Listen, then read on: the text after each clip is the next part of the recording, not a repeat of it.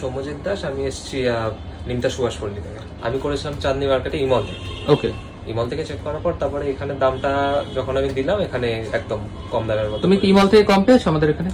এখানে হ্যাঁ অনেকটাই কম আছে। অনেকটাই কমে পেয়েছো। তো তাহলে টোটাল বিল্ড তোমার যেটা হলো কত টাকা পড়লো? আমার পড়েছে 91,000। Thank you.